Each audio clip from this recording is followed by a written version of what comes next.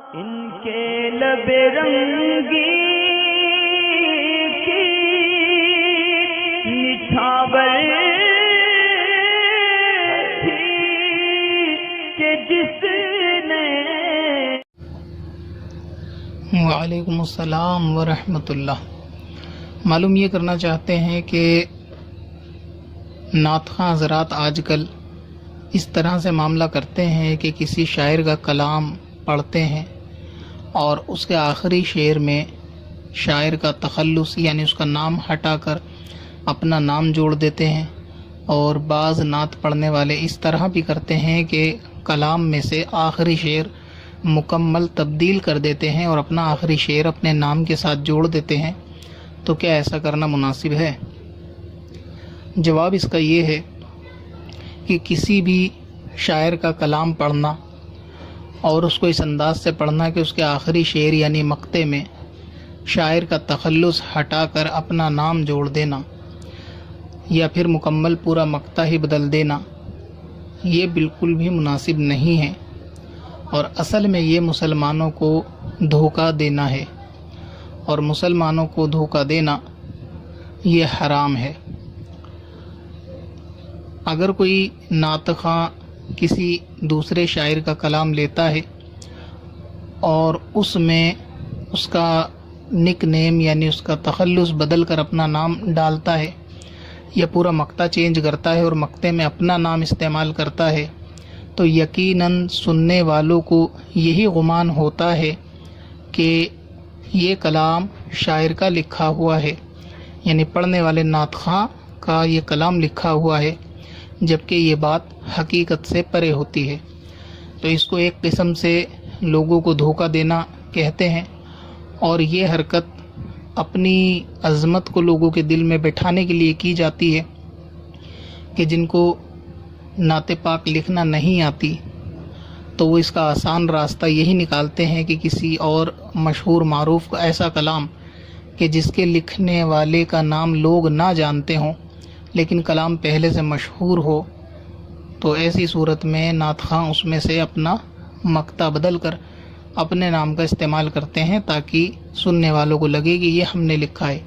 یعنی اپنی جھوٹی عظمت اور شان لوگوں کے دل میں بٹھانا ہوتا ہے اور مسلمانوں کو دھوکہ دینا ہوتا ہے. ہرگز اس طرح سے کام نعت خوانی میں نہیں لینا چاہیے. البتہ اس میں اتنا ضرور ہے کہ اگر کسی نعت خواں نے کسی شاعر کا کلام پڑھا اور اس میں مقطع میں اس کا بھی نام لیا اور پھر بطور عاجزی اپنا بھی وہاں شعر میں نام لیا، تو یہ صورت درست ہے، اس طرح کیا جا سکتا ہے. یعنی دونوں کے نام لے، اوریجنل لکھنے والے کا بھی اس میں جو نام لکھا تھا شاعر نے وہی نام لے، اور پھر آخر میں اس کا نام بدل کر اپنا نام بھی جوڑنا چاہے، تو اس طرح سے کرنے میں حرج نہیں ہے. اور نعت خواں حضرات آج کل اس طرح بھی معاملہ کرتے ہیں کہ کلام بھی اس طرح سے لکھتے ہیں، حالانکہ اعلیٰ حضرت امام اہل سنت نے نعت خوانی کو یعنی نعت پاک تحریر کرنے کے لیے بہت سختی کے ساتھ منع فرمایا ہے کہ نعت پاک لکھنا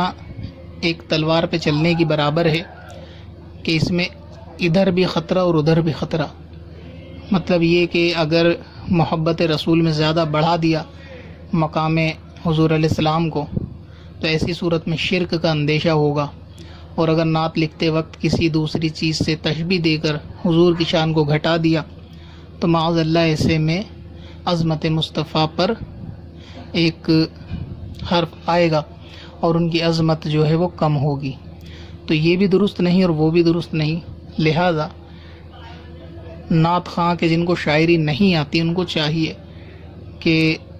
اعلیٰ حضرت عظیم البرکت دیگر علماء اہل سنت بزرگان دین کے کلام ہی پڑھے جائیں اور انہی نعت پاک کو عوام میں سنایا جائے. آج کل خود لکھنے کا بھی زیادہ ٹرینڈ ہے، اور وہ بھی ایسے نااہل لوگ کہ جو عقائد کی بنیادی باتوں سے بھی واقف نہیں ہوتے، جو عقائد تک کا علم نہیں رکھتے، وہ بھی نعت پاک لکھنے لگے، حالانکہ اس طرح سے ان کو لکھنا یہ جائز نہیں ہے. اعلیٰ حضرت نے اس کو سختی کے ساتھ منع فرمایا ہے. لہٰذا اس طرح سے لکھنے سے پہلے مکمل شریعت کی تعلیم حاصل کر لینی چاہیے، خصوصاً عقائد سے آگاہ ہونا چاہیے کہ नबी अकरम के बारे में जो बात लिखेगा कहीं वो, क्योंकि ऐसा होता है कि इसमें बाज़ मरतबा ख़ुद लिखने वाला अगर कम इल्म हो तो उसको इस बात का एहसास तक नहीं होता कि वो कभी कभी लिखने में शिरक कर देता है। और ये बात मैं कोई मुबालगा से अर्ज़ नहीं कर रहा हूँ, बल्कि कसरत के साथ मेरे पास इस तरह के अशआर आते हैं सवालात की सूरत में कि लोग पूछ रहे होते हैं कि क्या ये शेर सही है, और हालांकि वो शेर शिरकिया होता है। तो इसलिए मुझे इसका तजुर्बा है कि लोग इस किस्म के शेर लिखते हैं कि जो मोहब्बत के नाम पर शिरक में मुब्तला हो जाते हैं। और कभी इस तरह भी शेर आते हैं कि हुजूर अलैहिस्सलाम की नात लिखने के चक्कर में लोग उनकी ज़ात को किसी दूसरी चीज़ से तशबीह देकर दूसरी चीज़ की अज़मत घटा देते हैं, या इस तरीके के अल्फाज इस्तेमाल कर देते हैं कि जो नबी अकरम नूर मुजस्सम सल्लल्लाहु ताला अलैहि वसल्लम की ज़ात बाबरकत के लिए इस्तेमाल नहीं किए जा सकते। तो ये सब इल्म की कमी की वजह से होता है कि जिनको शरीयत का अकायद का इल्म नहीं होता वो नात लिखने में या तो आगे बढ़ते हैं तो शिरक करते हैं, या पीछे हटते हैं तो तौहीन करते हैं। तो बेहतर यही है उन नात ख़ां के लिए कि जिनको शायरी नहीं आती, शायरी की टांग तोड़ने से बढ़िया ये है कि आला हज़रत के कलाम, बुज़ुर्गान दीन के कलाम पढ़े जाएं, उनकी नात पाक पढ़ी जाए।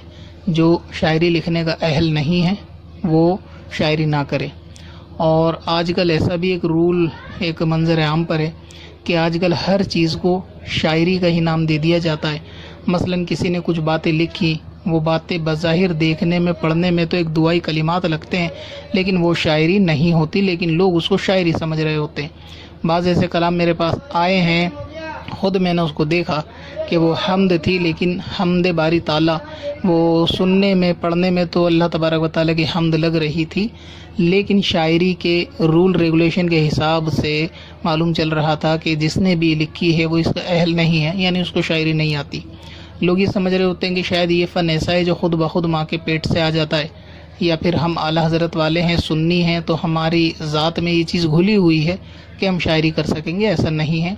जिस तरह से दीगर उलूम भी सीखने पड़ते हैं, इसी तरह शायरी भी एक मुकम्मल फ़न है, एक इल्म है, बाकायदा इसके भी कायदे कानून, रूल रेगुलेशन होते हैं जिसको सीखना चाहिए, जिसमें कमी बेशी होती है तो आम आदमी तो इसको नहीं पकड़ पाता, लेकिन जो लोग शायरी के इल्म से वाकिफ़ होते हैं उनको ये गलतियाँ बिल्कुल साफ़ नज़र आती हैं कि ये शायरी के एतबार से गलत है। बहरहाल अगर शायरी के एतबार से गलत हो भी तो उसमें शरीयत का कोई हुक्म नहीं है, मगर उसको भी शायरी नहीं कहेंगे। वो अपनी दिल की झूठी तसल्ली ज़रूर है कि हमने शायरी लिखी है, हम्द लिखी, और उसका शायरी से दूर तक कोई वास्ता नहीं होता। मगर इसमें जो मसला यानी